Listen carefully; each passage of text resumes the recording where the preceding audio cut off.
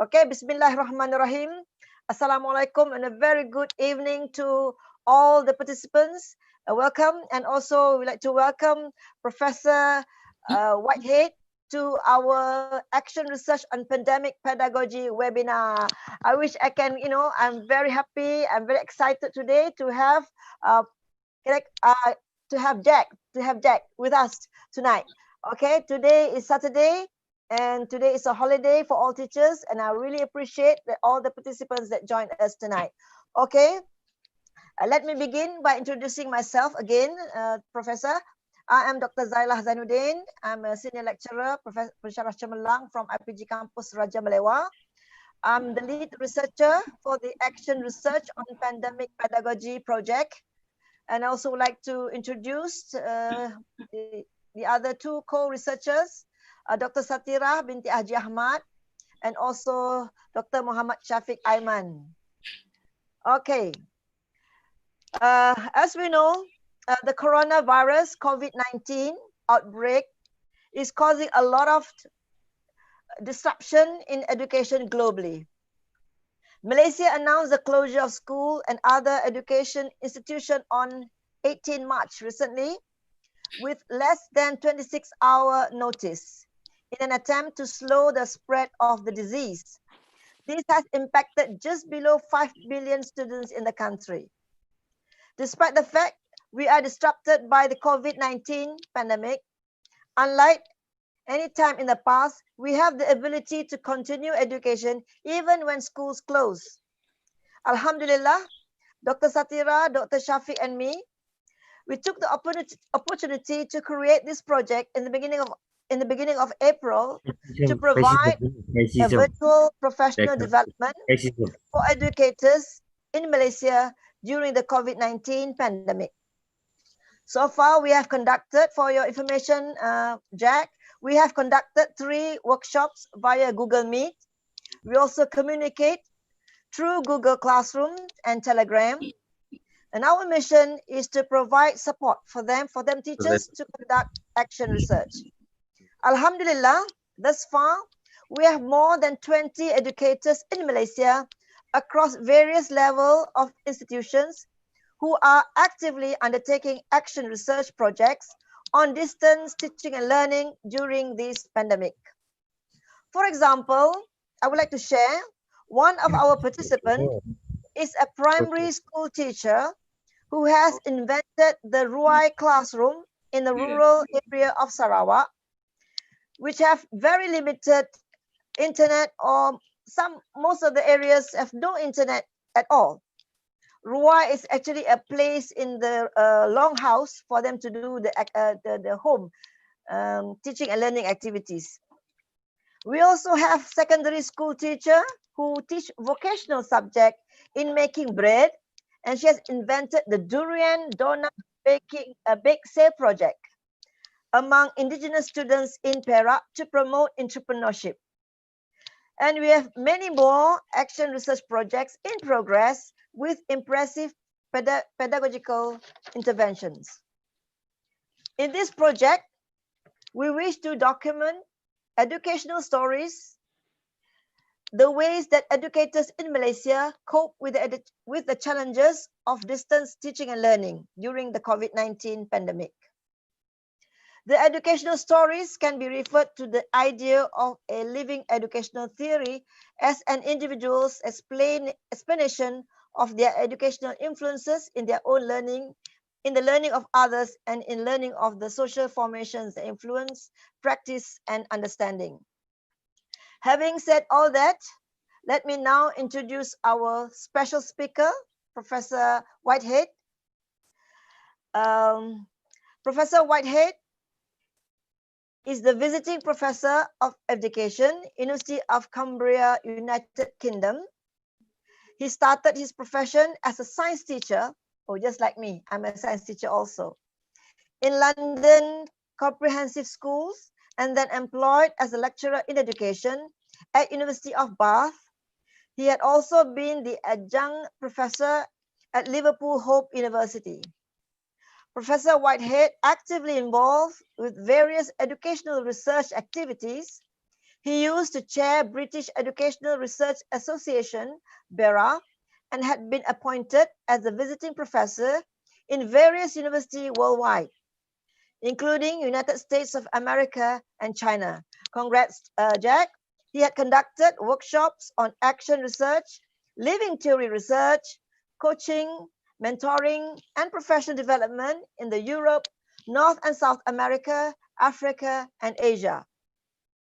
I'm particularly pleased to be sharing this webinar because Professor Whitehead is one of the pioneers of action research who has established, way back in 1989, the inclusion of I in the research methodology and use of action reflection cycles in the inquiry, how do I improve my practice? So before we begin, we want to keep this webinar as interactive as possible, and therefore, please make good use of the chat function on Zoom or YouTube by sharing your views and questions for this discussion. Just to remind everyone, this webinar is being recorded and will be available after the event. So without further ado, I would like to welcome Professor Whitehead to share on his originated ideas on living educational theory approach to action research and pedagogical practices. So over to you, Jack. Yes, thank you very much, Celia. That's a really good introduction. Thank you. And I'm delighted to be talking with you today because I've been trying to work now for literally over 50 years to promote the action research approach to professional development in pedagogy. And I just want to check just some ideas with you all, because it feels to me that all of you working together in Malaysia will be able to enhance professionalism of educators and teachers in Malaysia. And it's very exciting that you've got Zelia as the first action research doctorate in Malaysia, and you've now got others coming through. But they all start with teachers like you and I in the classroom actually asking questions of the kind, how do I improve what I am doing? It's a really crucial question. And it took me several years before I could get universities to accept that the I could appear in a research question.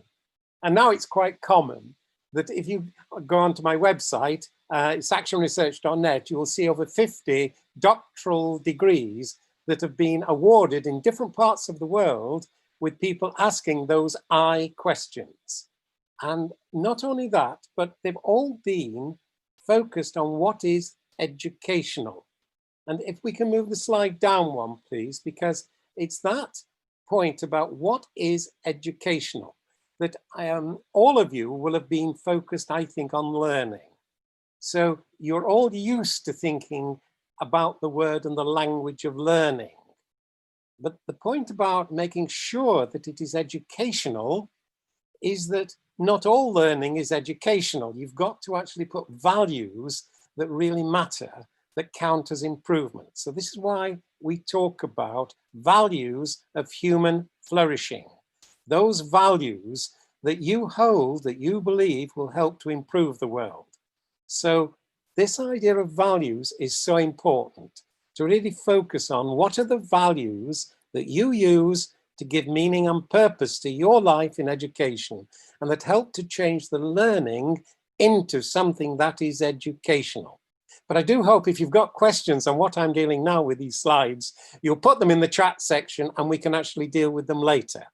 Could I have the next slide, please? Yeah, that's it. That is the stress about not all learning is education. This is it. Now, what I'm interested in, could you go back, please? Because there's a slide on action research. Could you go back or? Well, let me just go through as I try and find the idea about action research, which I think many of you are familiar with. Now, when I pioneered quite a lot of work on action research in the United Kingdom, I actually found that all the teachers I was working with, and I think you'll check this yourselves, is that when you're trying to improve something, that what you do is you actually imagine what will be an improvement. that you create what we call an action plan. And as you're acting to try to improve what you are doing, you gather data so that you can make a judgment about how effective you are being in the learning of your students. And then you evaluate how effective you are being in relation to the values you hold. And these are called action reflection cycles. You actually act, there it is, what is action research? Okay, form of self-study practitioner research, where all of you, I think, will have been asking yourself these questions a lot in your professional career. How do I improve what I am doing in my professional practice? Now, the reason that I developed the idea of a living educational theory was that I found that in my action research, it didn't include producing an explanation of my educational influence in my learning. That the action research was excellent for actually helping me to solve my problem, my practical problem, using action reflection cycles where I would say, okay, look, I have a concern. Things aren't going as well as they could be. So I imagine what I'm going to do to improve it. I act on it and gather data. I make a judgment about what I'm doing to check if I'm being effective. And then I evaluate my practice and change what I'm doing. Now that's the action reflection cycle, which I think all of you will be familiar with. But it doesn't go far enough if you want to actually make a contribution to educational theory and knowledge, which as professionals, I'm claiming that your responsibility, part of it, is to make that contribution as a practitioner researcher, not only to improve what you're doing with the children or your students, but also to bring your knowledge into the academy for accreditation so that it improves the professional knowledge base. So that is why I try to convince people that we develop action research, but we go on to actually, could we go to the next slide, please? We go on to improve the knowledge base through our own living educational theories. Now, just see if this makes sense to you, because I believe that each one of us can actually explain the educational influence that you are having, not only in your own learning, but in the learning of other people. Just as Zayla was giving you those 3 aspects of living educational theory in her introduction. You explain your educational influence in your own learning, in the learning of others, usually your students, but also in the learning of what we call the social formation that influence your practice. Now, most of you, and in particular Zala, when Zala came to try to do action research for the first time, the universities were not really open to the eye coming into the research, to the researcher studying her own practice. And Zala will explain how Bridget Somak, one of the pioneers again of action research in the UK, came out to Malaysia and supported Zala's proposal. Now that is so important that that is what is called educating, having an educational influence in the learning of the social formation. That is a university. That many of you might get that kind of resistance. It's still there in some parts of the world. And educating the social formation means trying to get it understood that this kind of research is academically legitimate and it can reach high levels of scholarship and rigor, which if you get onto it, Zala's PhD, you will see that those criteria have been met.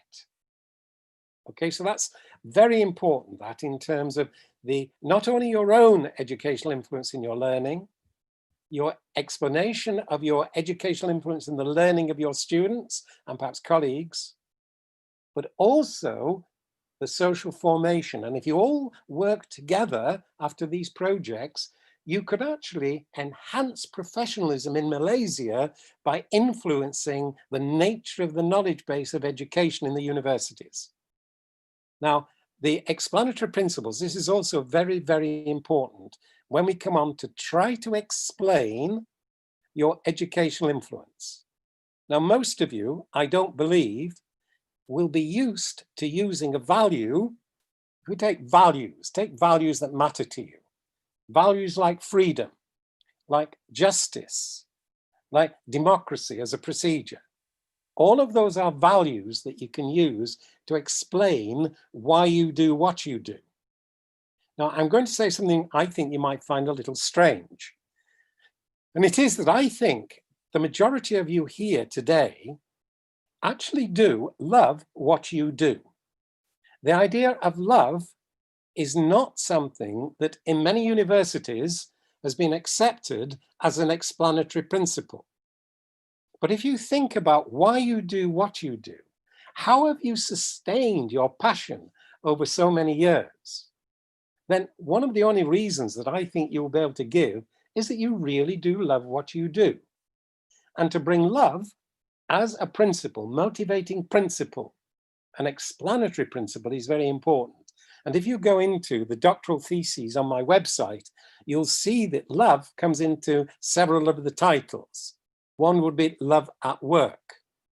Another that's just gone through a Canadian university is all about being loved into learning. So I think you will need to talk together about the values that really motivate you. And don't shy away from bringing values in that you often don't talk about and that haven't come into the so-called academic theories. Now, this is why we try to bring in what we call a validation group. That as you explain your educational influence, it could just be criticized as being just subjective and anecdotal. Okay, that's just a story that you tell, which doesn't count as research because it's not really rigorous and you haven't subjected it to really rigorous criticism in what we call a validation group. And so what you could all do is help your peers to form perhaps 3 to 8 people who will actually respond to your explanations of your influence in the classroom. And those are called a validation group. Could you, next slide, please? And you can ask your validation group to actually ask you questions about the improvements that are taking place. I don't want to go into it now, but if you contact me or Seth asks, I can let you have more information about how the validation group helps you to improve the comprehensibility of what you've written, the evidence that you're offering to back up your claims, the way you engage with the socio-cultural and socio-historical influences, and the idea of authenticity, where you show that you're living your values as fully as possible. Now, this one about improving pedagogy in teaching, learning, and assessment has actually just been published in Educational Action Researcher. So it's only just come out this last week, and you'll be able to actually access that and have a look at how I and others are explaining our practice in terms of our pedagogy and the pedagogical action research that we use in higher education to improve our practice. But we are accounting to you, we're accounting to others through the explanations we're offering as we build up our global professional knowledge base.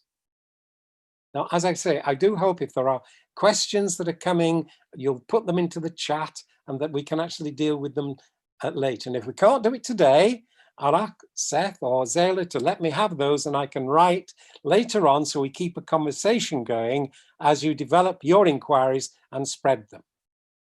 Okay, can I have the next slide, please? Now, what I think you could all do is actually produce what we call your living posters.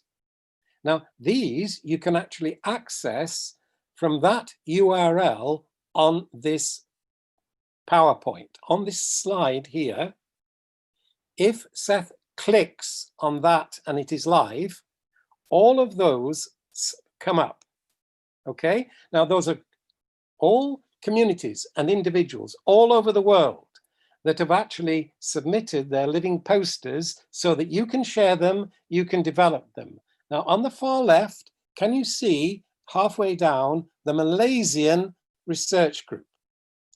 Yeah, now the Malaysian research group, that only came through yesterday. And you have been added to the homepage of Living Theory Researchers, so that now we can start to find out more about what is happening in the Malaysian research group. If you click on the URL where it says Malaysian research group, you will be able to access the living posters that have been submitted. Now, you've got there communities all over the world. On the far right, the most effective one is called the Network of Education Action Researchers in Ireland. That's the one. And that one is really worth going into because it began in 2006 and 2007 when 4 women at the University of Limerick all got their living theory doctorates. And since then, over the past 14 years, they've actually worked together to create a network of educational action researchers in Ireland.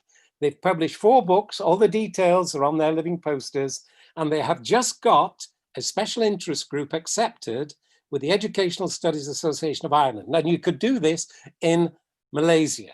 You could actually come together to actually just look at how those 4 women have actually worked together to change what counts as educational research, both within their Action Research Network and also now within their National Educational Research Association. So that is what I'm hoping that you'll be quite inspired by. And in the middle, when you get this, you could click on how to create and share your living poster. And I know some of you have already submitted that yesterday. It's now on the homepage, and all of you could just generate your living poster to show what it is you're doing, how you're doing it, and you can join this global community of educational action researchers who are sharing their living educational theories. Okay, could we get next slide, please? Okay. Now, this is just, it's just something, just in addition, and then I'll just pause and I'll see if there are any questions that have come through.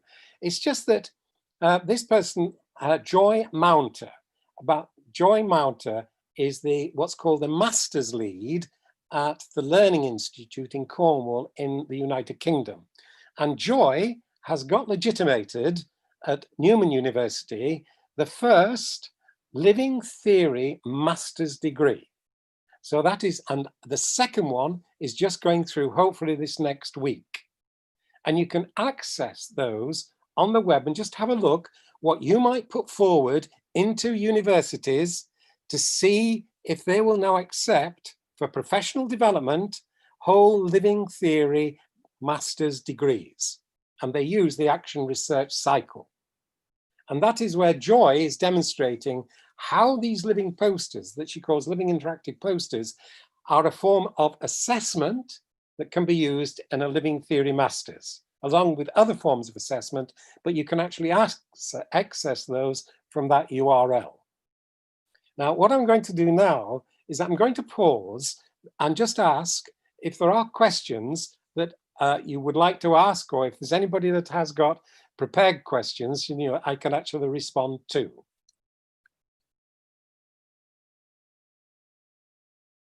You'll have to unmute, Zayla. Okay, maybe Dr. Satira can share her thoughts. Please, Dr. Satira. Unmute.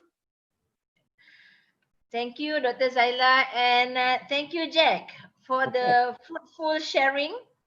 Actually, it's a relief to know that we are with people who hold the same values like us. And thank God our passion towards action research is still sustained until now, despite the challenges that we face in Malaysia. And I'm so proud that to be in the living theory community, that our faces are there, Dr. Zaila. So yes, glad. The homepage. I'm so excited. Jack, outside there are many more teacher educators, university lecturers who still do not have faith in AR.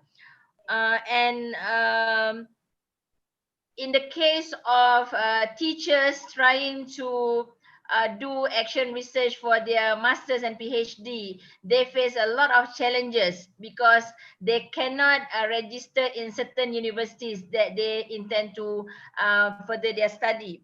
So what advice would you give to these universities, or the if I can say, the orthodox lecturers and professors who still do not see the potential of action research as academically legitimate work?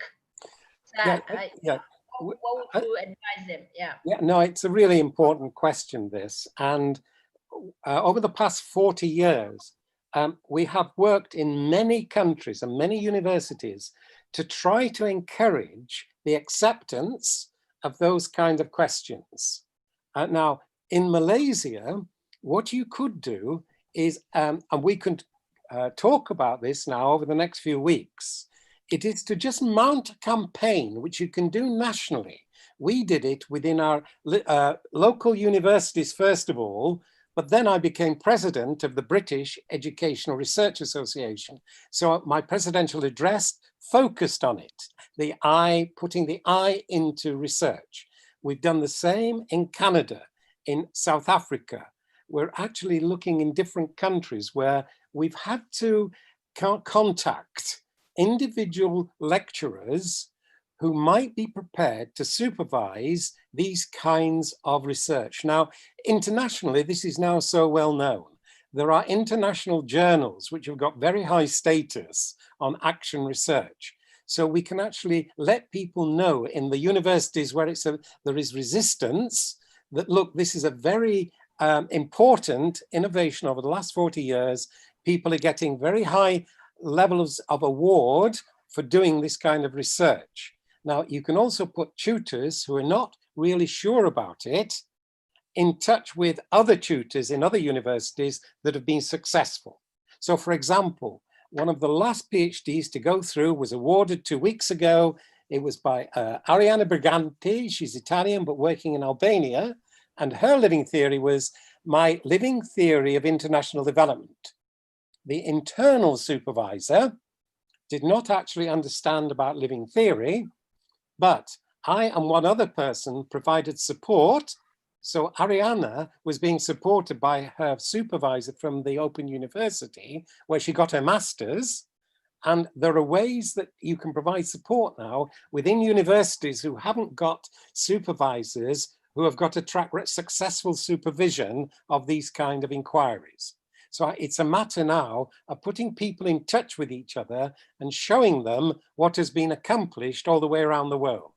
But let's keep in touch with that, because I think we can help. Yeah, and look like we have to work harder, Dr. Zaila. Yeah. Thank you. Zaila, you'll have to unmute. Yes, our role is to influence the educational system in Malaysia. How we can influence, that's the magic word today. Yes, very much. It is crucial. Improving ourselves, but at the same time, we influence the community, we influence the country, the education of the country. Yes, I think that is the in a nutshell that I got from your presentation just now. And we also want Dr. Shafiq to share his thoughts. Dr. Shafiq, I'm so proud of him because he was my ex-student, you know, during the degree. I have one more before Dr. Shafiq. Okay. Can you just because I have been involved in editing the local journal for teachers, and it is proud to say that many teachers are interested in writing AR. However, the intervention, I personally think that the intervention is, I don't want to use the word up to the standard, but I think it's quite colloquial, quite, something that is not innovative enough, I would say. That is my personal opinion. But perhaps you can share with us what is expected, from the intervention shared by the teachers. How do you find, a good intervention, something that is worth sharing? in international journals and also presentation. In a locality, Satira, I would not start with the international journals. What we did in Canada, for example, one of my doctoral students was the superintendent of schools in one of the Grand Erie board. And I used to go over there and run professional development courses for the teachers, whilst the superintendent was studying for her PhD. Now, she's called Jackie DeLong. And Jacqueline has produced, over a course of 4 or 5 years, 9 volumes of what's called Passion in Professional Practice, which actually begins with teachers who are not registered for a master's degree, but actually go into how do I improve what I am doing? And those questions are all available on the web.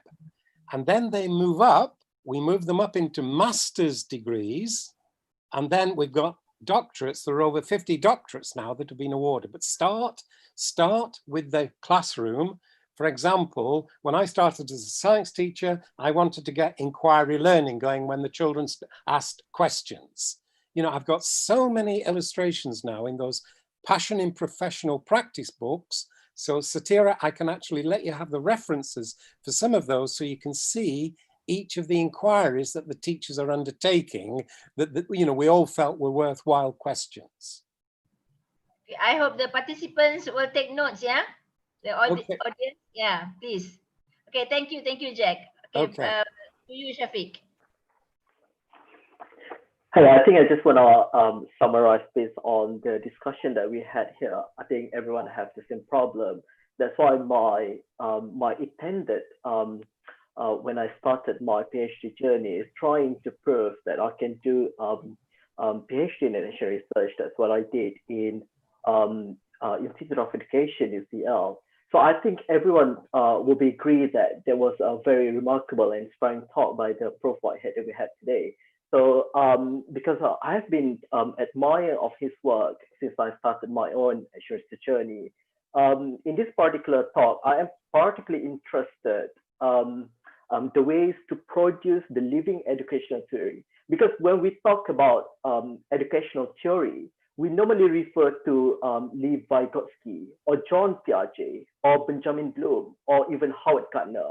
However, educational living theory really has opening up educational perspective that theories are not such a religious book that we have to follow just by its own principle.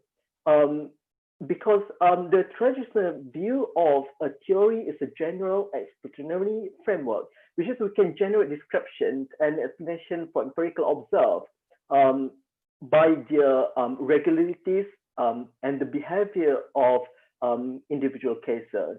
I think we should all agree that actual research is about becoming a researcher, and that means also we are becoming the theories. And I think we should not listen to people who tell you that actual research cannot generate theory, because I think we all can, and we all should.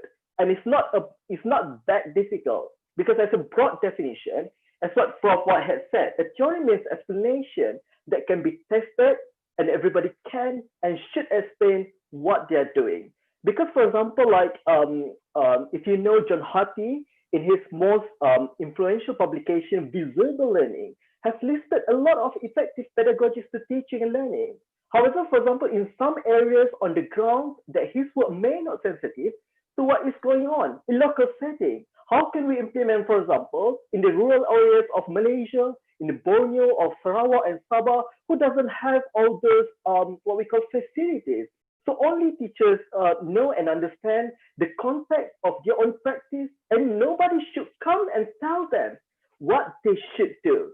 Yeah. Thus, I think we should really have learned not to listen to people that to tell you that actually it's just about professional development. Because I think educational living theory to actually research is not just about becoming a better teacher. It's also about creating a new knowledge and generating theory. Right. Thank you so much. Dr. Zaila, over to you. You have to unmute. Well said, Dr. Shafiq. Yeah, because in education, no one rule fit everybody. Yes, I agree with that. before we go on, we have questions also from the participants. I would like to, before we allow the participants to ask questions, I also get one question here from the YouTube, from Wani. She said, how to actually motivate to start doing action research? Yeah, well, I found that for me, there was no problem with the teachers that I have worked with, because all of the teachers, it may not be the same in Malaysia, but all of the teachers that I worked with really do have the interests of their pupils at heart. When I say that they love what they do, they want to do the best for their pupils. And so that question, how do I improve what I am doing, is a great motivator. And if you don't go in, as Seth was saying that you've got all the answers because you've got all this theory, and you pay attention to what the teacher themselves wants to improve, and your language is focused on what it is the teacher values and what they want to improve, I've always found that actually helps with their motivation. Yes, I think if we do really love our profession, do really love what we do, I think that can motivate us to do action research. Okay, now let us allow the participants for our project to ask their questions. First, let me welcome Cikgu Naima. She's a special education teacher from Perak. Okay. Hello, Professor. Hello. And hello, everyone. My name is Nur Naima. I am a special education teacher from Perak. I am currently undertaking action research project on teaching visualization to sustain learning interest for a long period of time among special needs students with Down syndrome. Professor, you have talked a lot about values such as social justice, love, care, inclusion, that we should draw on the values we hold to guide our research process. My question is, how can we recognize a personally held value, for example, integrity in ourselves or others, as we engage in educational living theory approach and practitioner action research? And that's all my question. Thank you. Yes, I always recognize that sense of integrity, because people almost always experience themselves as what we call living contradictions. Now, what that means is that when you're in practice, you're not fully living the values that you believe in, that you want to improve, you want to do something better. So you can actually follow someone like yourself who is interested in inclusion, who is actually trying to use visualization to improve the learning of some of your students. And by following you through an action reflection process where you're trying to live your value as fully as possible, that is where we judge the authenticity and integrity. Okay? Are you okay? Okay, Naima, are you okay with that? Yes, thank you, Prof. Okay. All right. Thank you. Okay. We also have another participant here. He is one of my students, just graduated from the Raja Malewa campus, Teacher Education Institute. I would like to welcome Mr. Katirasan, all the way from Pahang. Hello. Hello. A great welcome to Professor Whitehead. Thank you. Prof, let me introduce myself. I'm Katirasan. I'm a physical education teacher in primary school for the students within a range of 7 to 12 years old.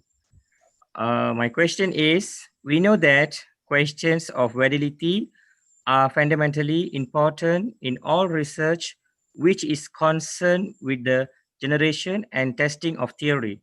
Yeah. After more than 30 years, we still hear the criticism of action research that the quality of traditional research cannot be achieved if lay persons do the research. What are the standards of judgment in order to test a claim to educational knowledge?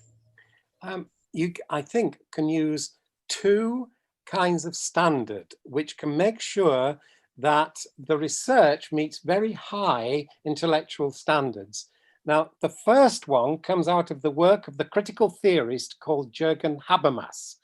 And Jürgen Habermas claims there are 4 standards that we use to understand each other, that we ask to improve the comprehensibility of our explanations. We make sure that the evidence, and this satisfies any positivist scientist, that the evidence that is offered is actually sufficient to actually support the assertions or the claims. The third one, no positivist scientist has to meet, but it is that the action researcher and living theorist integrate insights from socio-cultural and socio-historical theory to actually show how the social formations are influencing your practice and what you do. And Habermas's 4th criteria is authenticity, to ensure that you're living your values that you claim to hold as fully as possible. Now, those are the ones that Habermas says about validity.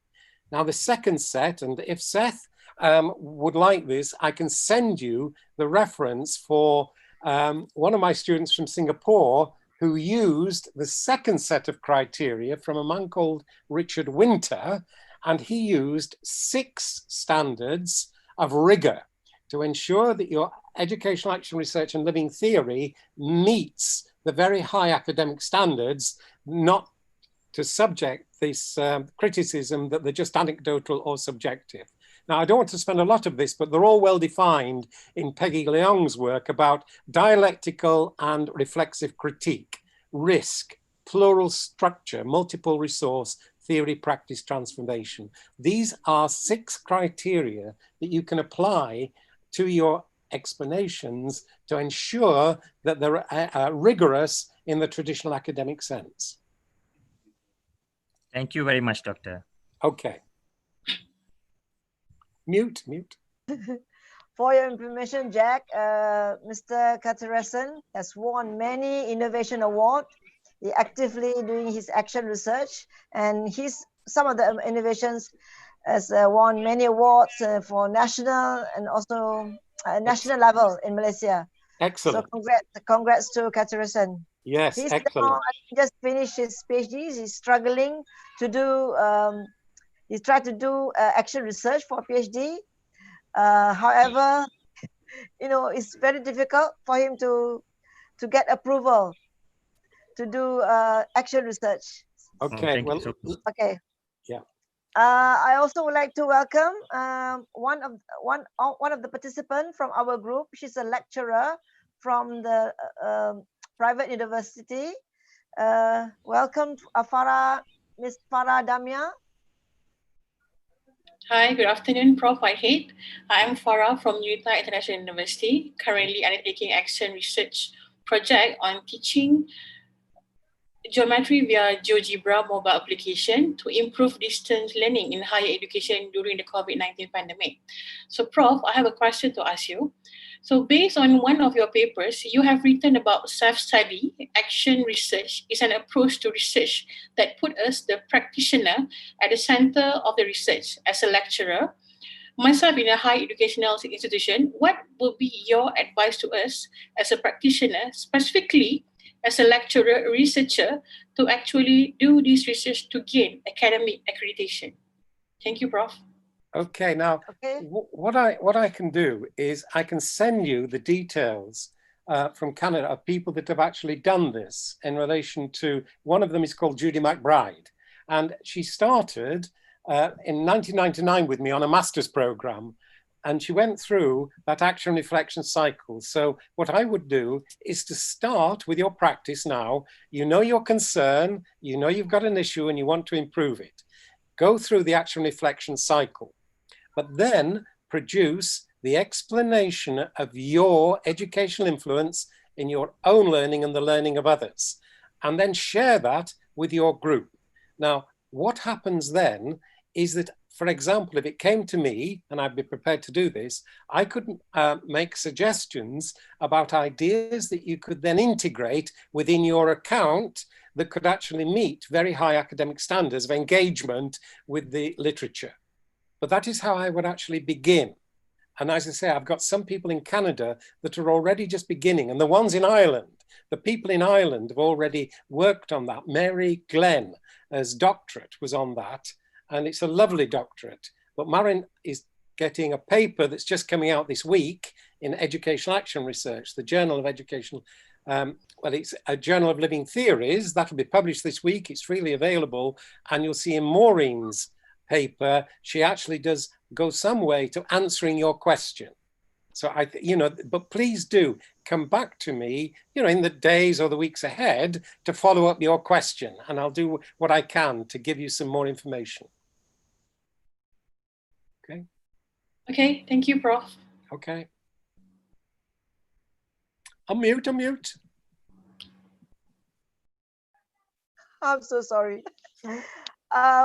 We have one teacher actually all the way from Sarawak. I really hope his internet is okay. Our another participant, Mr. Safwan, he's a math teacher all the way from Sarawak. We really hope that his internet is okay now. Mr. Safwan, are you there? Is Mr. Yes, Safwan? you unmute. Yeah, needs to unmute. Are you in, Mr. Safwan? He is, but he's not unmuted. Oh, okay. But does he know how to unmute? I think just a few seconds.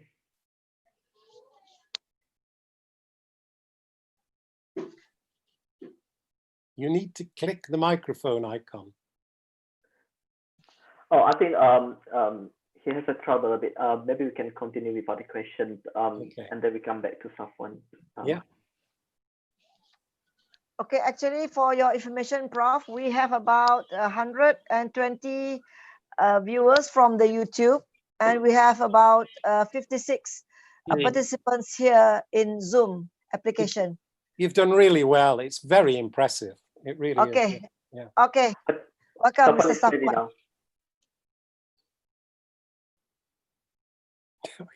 Ah, there you are. Okay, Yes. okay. Okay, I sorry for the okay. technical issue. My name is Safwan. I am mathematics primary teachers. My action research is about project-based learning during pandemic. So I read from one of the article from the internet. Action research generalize ability is very limited, and my question is it possible to generalize from action research? And if not, how can action research add to knowledge? Thank you. Okay, yes. Now, the president of the British Education Research Association was called Michael Bassey. And in about 1990, he actually answered that question by saying, look, action researchers, living theories, do not go with the the traditional view of generalizability, as if something applies to all, because that's not the form of the explanations that you generate as a living theory researcher. Now, the important thing is, Michael argued, and I agree, is relatability. We can demonstrate that individual living educational theories have been drawn on and used in different parts of the world. And this is what we're meaning by our understanding of generalizability. It is not applied to all from a general framework or general theory. It is demonstrating that ideas are being integrated within the creation of another living educational theory. And we can demonstrate that throughout the world. Okay, so don't use a positivist notion of generalizability as if your theory can apply to everybody. which is the traditional view of the general. I had a first degree in physical sciences, chemistry and physics, and that was the traditional view of theory. It applied to all, you know, it was general in that sense. A living educational theory is your explanation of your educational influence. Other people can demonstrate that they've drawn insights from your theory. And all of the living theories on the web that I put there, they indicate where they've drawn insights from other people. Am I making sense there? So your theory will be relatable. Yeah, okay. Right, thank you. Okay, thank you, Mr. Safwan. We actually, towards the end, we got about 5 minutes to go. So I would like to welcome anybody from the audience from inside our chat room, the Zoom, to if you have any questions before I sum up. Anyone from the group? I think we have Ibrahim Hussein who has raised up their hand. Okay. Please welcome, Mr. Ibrahim. Please also share where you're from and what are you teaching.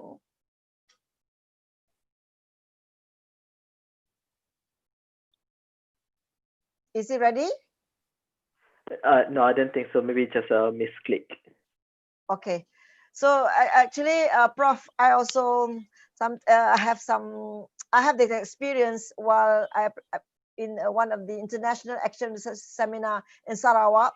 I was presenting action research. Actually, in the seminar, it is called Action Research International Seminar in Education, but actually most of the research I saw is not actually action research.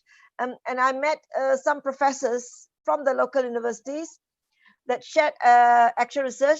Some of them, they said, you have to have hypotheses when doing action research. I was not happy with that, you know, but they are all professors.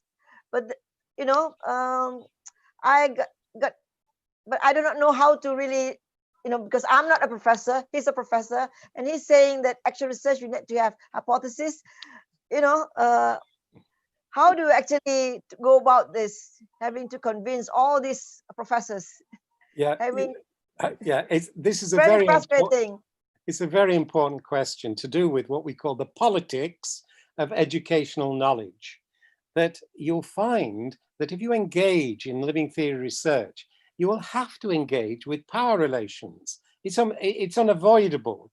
Now, you get some people, like those professors, talking about a hypothesis. Now, hypotheses usually come from positivist science.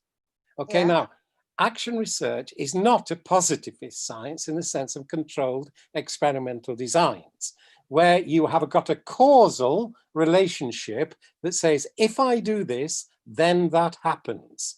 Now, that is the traditional form of a hypothesis, the claim that if you do this, then that happens. But what I used to do with professors who would say the same thing is to say, using the action reflection cycle, which can actually be traced back to John Dewey, you can actually say in the action reflection cycle and the action planner, you could say that if I do this, then I believe that this will happen. And you can use that in the sense of a hypothesis. But it is different to the positivist scientist that I used to be, where you were asking about a causal relationship. In living theory and action research, relationships are intentional. Am I making sense here? That no matter what I do with you today, I cannot claim to be having a causal influence in your learning, because your creativity and originality will have to engage with what I'm saying in your own learning. So I have an intentional relationship, which is different than the traditional view of hypothesis testing from a positivist tradition. If I'm not making sense there, let me know and I can write further. You know, we can be in contact over the next weeks. Okay. Yeah, because we have about few more minutes. I have a few questions here from the YouTube. One question from Muhammad Fazli. He said, how pandemic pedagogy affected action research values qualitative and quantitatively as a whole? Any theory will create? Thank you, Prof. Yeah, I think the living theory research, because it focuses on your values as explanatory principles, brings into the universities new standards of judgment that I don't believe any of your universities and institutes will, I may be wrong here, but will not have had love as a motivating explanatory principle. That what this process does is transform what counts as educational knowledge in what we call the academy, and I'm using that globally. So by undertaking this kind of pedagogical inquiry into your teaching, you can examine your educational influence and make sure you put your values into what counts as educational learning. And that is what will actually transform higher education in Malaysia in terms of what counts as educational knowledge. It will be your values that you bring in as you improve your practice.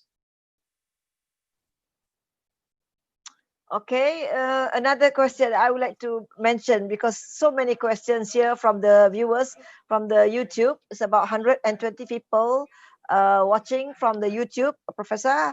Another question here by Wani, Cikgu Wani. Action research more prefer to how settle the issue of learning topic or general issue in class that can use in many subjects? I'm not sure what the question. Yeah. Yes, you can use this living theory approach to improving your practice within any subject, but you've just got to be careful here, because whilst you ask the question, how do I improve my practice and what I'm doing, that I used to be, as I say, a science teacher. Now, these, how do I improve what I'm doing, they go a little further than the science that I was teaching, because of the values that I hold as an educator. That it wasn't just sufficient, for example, to improve the mathematical understanding or the scientific understanding. That was part of it. But the important thing was to respond to what you see as the educational needs of your learners that actually often go beyond a subject in the curriculum, like maths, history, geography. Just see if I'm making sense there, because it's a very important question. Yeah. Okay, Shafiq, because we only got two minutes. I think if Jack can like sum up today's presentation. Yeah, with pleasure. I mean, mine is that I hope you will all create your own living posters and send them in so that we can add them to the ones that you've already got on as the Malaysian, Educational Action Research or Living Theory group. Now, the vital thing is that you all ask yourselves, how do I improve what I'm doing? Go through the action reflection cycles, but produce the explanations of your educational influence in your own learning and the learning of others. That's where I would start. And then build 3 to 8 people from your group as part of a validation group to help you to improve the validity and rigor of your explanations. Okay? Okay, thank you, Jack. Maybe Shafiq, before we end. Yeah, I think I just would like to relate to what Prof Whitehead said about the oh sorry, I can't remember now. The very final one is very important. Is you really examine your practice. It's not looking at, for example, your student or your teaching pedagogies. It's all about how you hold your values. How would you like to improve the way that you as an educator in the classroom. So I think the very important question is that in this pandemic, for example, like we all have faces so many problems and disruption, but this is the great way really to start how you can create the action research project and hold those values that you really want to influence the education starting from your classroom itself. Okay, thank you, Shafiq, because I think now with the pandemic, all of us need to unlearn and relearn and co-learn together to actually do something. You need to do intervention now to actually cope with this pandemic era. I really appreciate Professor Whitehead to be with us and talk about the living educational theory And I really love the phrase, how do I improve my practice? Because in Islam, in our religion, we really focus on, we have to do better every day in such a, such a ways that if we don't improve ourselves, that is very important. So I would like to say thank you again to all the participants and that joined our Zoom meeting today, and also for the viewers in the YouTube for joining us and giving many comments. Actually, I don't have the time to read them all. And thank you also for those participants and viewers that ask questions. And thank you very much to our co-researchers, Dr. Satira and Dr. Shafiq, especially for having effort to make this webinar a reality tonight. And I really appreciate and say thank you very much from all of us to Professor Whitehead for joining us, because now it's already over the time that we already planned. Is actually 1 hour program. So any last word maybe from anyone before I end? So I felt that I don't want to to end this program, but it's really the blessing in disguise, because of this pandemic we actually can be together in this webinar. Because I've never used Zoom before, actually, never used Google Meet. Because of this pandemic, we are now having new skills, new skills. And it's actually, this way is to improve our practice. This webinar is part of our action research project. Dr. Satira and Shafiq, actually, in our way, hopefully from this research, we can influence the educational educational practices in Malaysia, inshallah. So with that, I would like to say thank you again to everyone. Have a good night, and I hope Professor Whitehead thinks I will be doing okay in UK with the pandemic. Hope you stay healthy, and hope continue to contribute to action research and motivate us all. And I'm so glad that my picture, I saw my picture just now and on the homepage of Living Educational Theory. I love it. And I think I thank you so fall in much. love with action research day and every day. All right, with that, I thank you all, and I end with wabillahi taufiq wa hidayah. Assalamualaikum